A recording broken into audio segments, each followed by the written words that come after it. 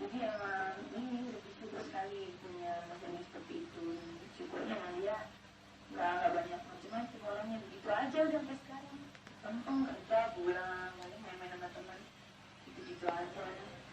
Ada sih aku yang lebih banyak sebelumnya, lebih rentong lah, hubungan ada apa dikit cari info kayak gitu.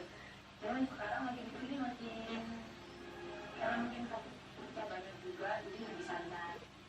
Masih ada, kan masih ada. Itu justru itu kan nikmatnya.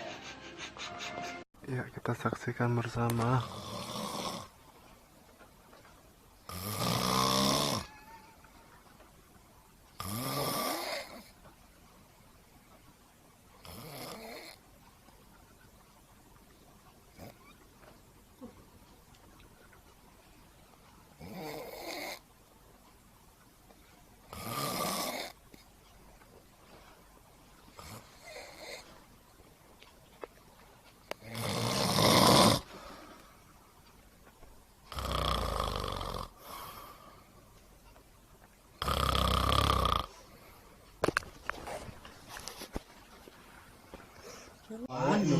laki dari setan biji orang tuh